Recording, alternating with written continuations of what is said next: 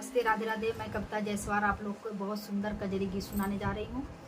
Video को फुल watch करके देखिएगा, शेयर कीजिएगा, सपोर्ट कीजिएगा। आप लोग की सपोर्ट की ज़रूरत है और जितना हो सके हमारी वीडियो को आगे बढ़ाइएगा। अपना प्यार, दुलार, आशीर्वाद कविता जायसवाल के ऊपर ज़रूर करिएगा और जितना हो सके हमारे वीडियो को शेयर कीजिएगा। गाती हूँ कजरी गीत, सुनाती हूँ। बाबा के बगिया माला कड़ी बिना न गायो ना, रामा बगिया में मोरवा ताना मारई हो ना, रामा बगिया में मोरवा ताना मारई हो ना। बाबा के बगिया माला कड़ी बिना न गायो ना, रामा बगिया में मोरवा ताना मारई हो ना, रामा बगिया में मोरवा ताना मारई हो ना। लकड़ी में बिनी चूनी घर के लावटनो हो ना, रामा बैठो मैं माझिली दुआरिया हो ना, रामा बैठो मैं माझिली दुआरिया हो ना। लकड़ी में बिनी चूनी घर के लावटनो हो ना, रामा बैठो मैं माझिली दुआरिया हो ना, रामा बैठो मैं माझिली दुआरिया हो ना।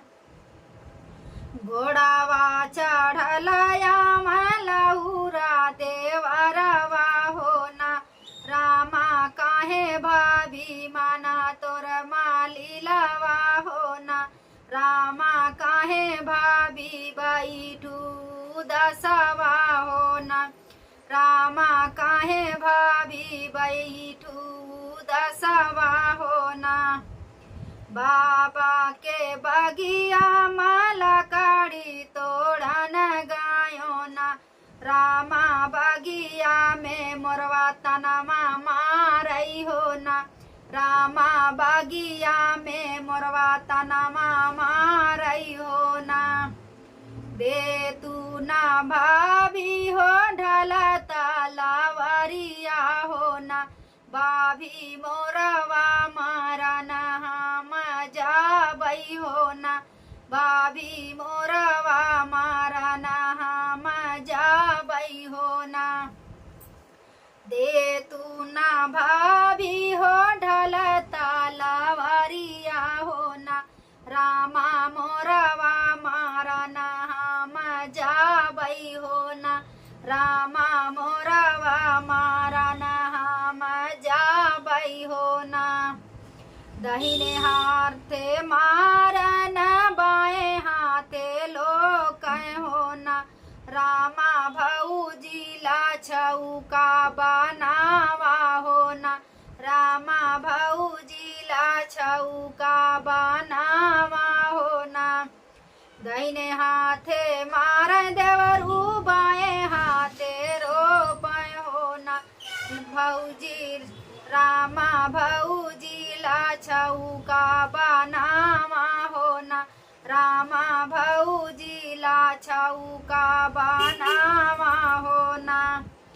कराही धोई धइनो मसाला पीसी ढइनो हो ना, रामा मारल मोरवा उठ भागई हो ना, रामा मारल मोरवा उठ भागई हो ना। कराही धोई धइनो मसाला पीसी ढइनो हो ना, रामा मारल मोरवा उठी भागई हो ना, रामा मारल मोरवा उठी भागई हो ना। सासू कहाई बहुहर भीतर बनावलू हो ना, सासू कहाई बहुहर भीतर बनावलू और खइलू हो ना, रामा नदी कहाई उड़ी भागल हो ना, रामा नदी कहाई उड़ी भागल हो सासू कहाई बहुहारी तू ही बनवालू और खैलू हो ना। रामा नदी कहाई उड़ी भागल हो ना। रामा नदी कहाई उड़ी भागल हो ना। जुग जुग जिया नदी मांगी कैसे नूरावा हो ना। रामा तू ही बचाऊ मोरा जियारा हो ना। रामा सासू से तू ही बचाऊ हो ना। रामा सासू से तू ही बचाऊ हो ना।